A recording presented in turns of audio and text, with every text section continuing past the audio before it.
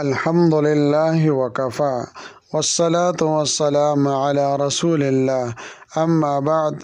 عزتمند مسلمانانو ورونو او خويندو، السلام علیکم ورحمت الله وبرکاته. امید لرم چې تاسو به روغ جوړ بئ او خوشحال بئ. زما د الله رب العزت نه دا دعا ده، دا سوال دی چې چرته هم یی الله تعالی مو همیشه د پاره روغ جوړ خوشحاله و آباد ساته، آمین. زما عزتمندو، نن د یوې بلې خاصې بهترین مجرب وظیفې سره د ستاسو مخکې حاضر شویم. دا وظیفه د الف لام میم الله لا اله الا هو الحي القيوم وظیفه ده. زما عزتمندو، دا دوه آیاتونه دي. دا په سورت آل عمران اول نمبر آیاتونه دي.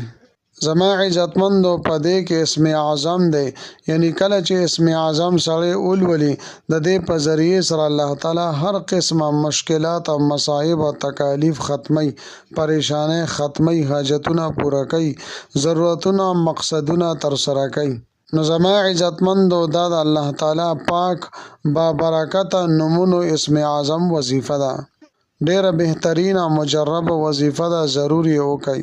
عزتمندو، ډیرو وروڼو او خویندو په واتس اپ باندې میسیجز کړي دي چې مفتی صاحب مونږ ته یو داسې وظیفه راکا چې مختصر هم وي، آسان هم وي او ټایم هم پې لږ ولګي، خو زمونږ کارونه پاغې باندې ډیر سم شي، زمونږ مشکلات حل شي، زمونږ پریشانې ختم شي. نو زما عزتمندو، دا وظیفه تاسو ضرور کې ډیره بهترینه وظیفه ده.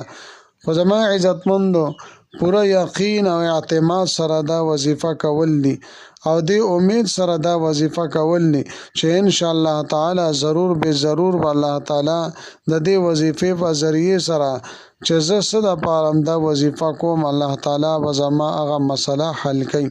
نو زما عزتمندو، بیا به دا وظیفه کار کوي.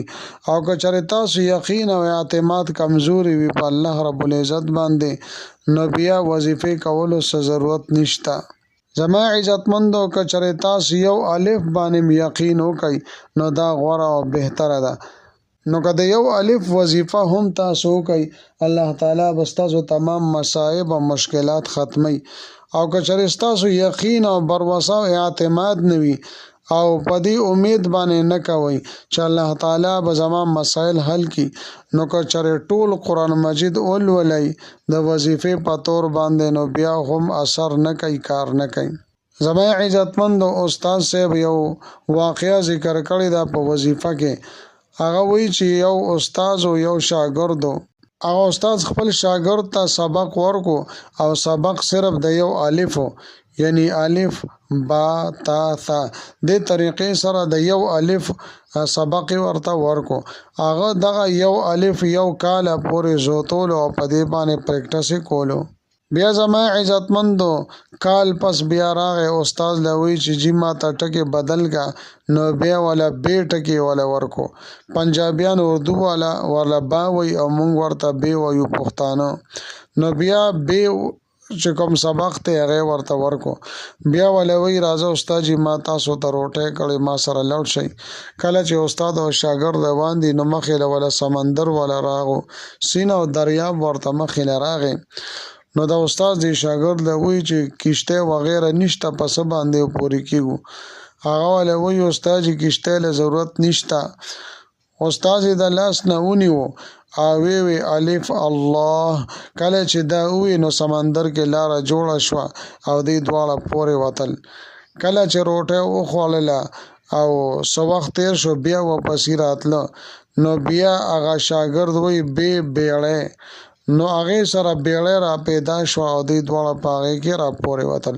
زما عزتمندو، دغه شاګرد یقین مضبوطو، هغه په الف باندې پریکټس کړو باوجود د استاد نه چې هغه په هغې باندې پریکټس نو کړی.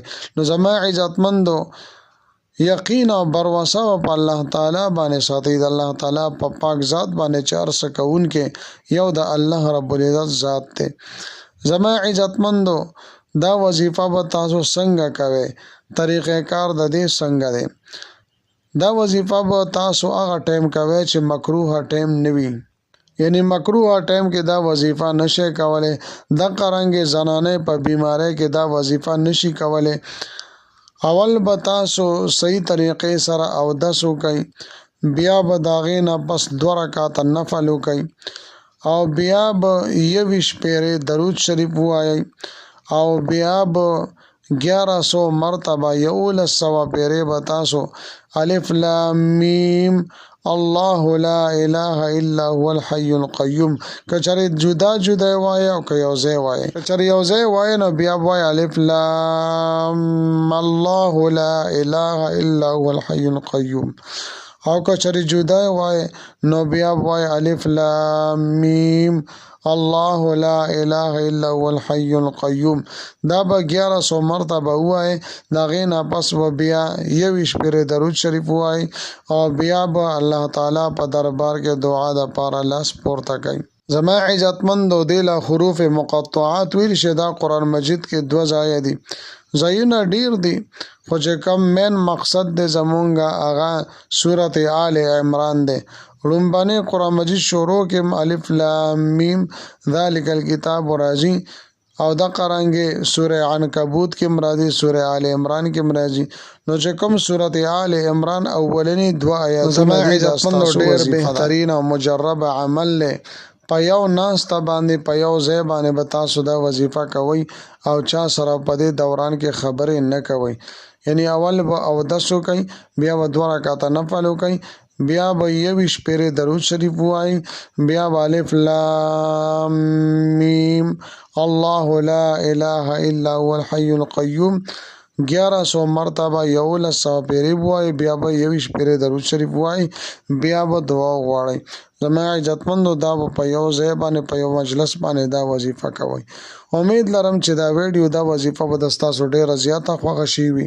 که ویډیو مو خوښه شي ویډیو لایک کړئ، چینل سبسکرایب کړئ. ملاویږم به تاسو سره بل ویډیو کې بل وظیفه سره. تر هغه وخت پورې ماته اجازه راکړئ. د لوی الله په امان.